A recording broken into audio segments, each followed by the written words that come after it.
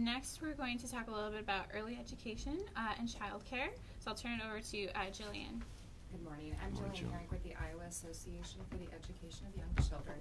And Iowa has a child care crisis, much like all of the states, the United States. I don't know that there's any that are exempt from that. We have lost over 42% of our providers in the last 5 years. And we have people leaving the field because they don't make enough money. No. But parents can't afford child care either. Child care costs here, just like the other states, is equivalent to a college education per year. And there's no loans for that. And we want, as you mentioned earlier, to give everybody the best start in life and keep them ready and on target to start school.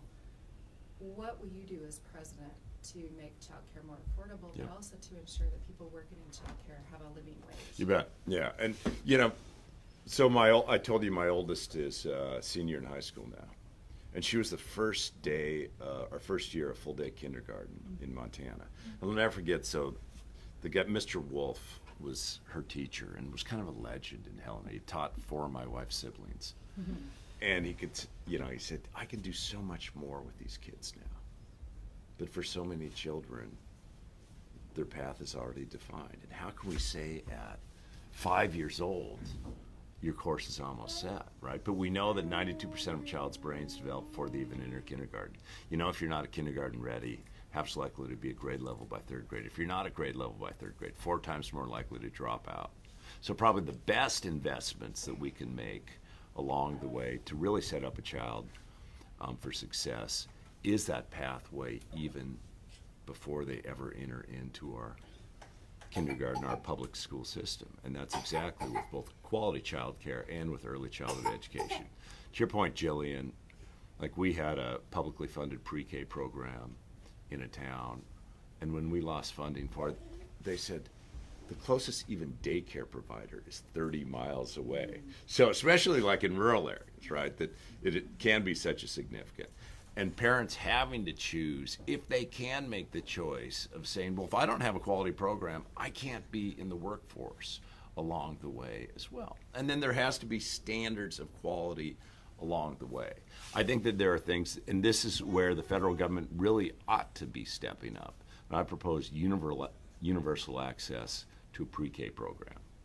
And it has to be a quality program from the perspective of, we know what happens in an evidence-based perspective. This isn't trying to start, school when they're 3 and 4 years old. What it's doing is giving them the tools so when they show up, they have those basic emotional and social skills to really be prepared to learn and have their whole life change.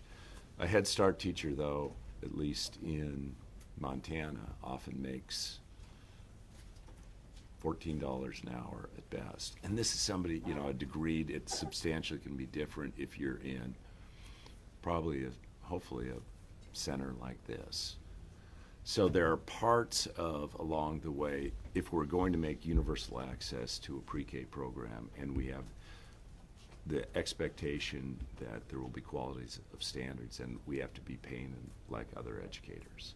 I think that in part can come from the federal government dollars coming in. It's not just, I guess, a pre-K program too, because quality child care and daycare begins at that age, right there, right? And so I do think that, you look at, there are federal dollars to help augment, like in Montana, it's the STARS Best Beginning program, where we'll go in, we'll provide opportunities to try to build up every daycare center, public and private, and provide some funding. And we have to provide on a sliding income scale the access to a quality daycare program, no matter who you are. But I think that probably the most important investment that we can actually make when it comes from an education perspective and from the federal level, because the federal government's not going to pay for all of our K-12 system. We never have. But the federal government can make those meaningful investments, both in Head Start but augmenting, so that we have universal access to pre-K. At least from my perspective, that's what I propose to do.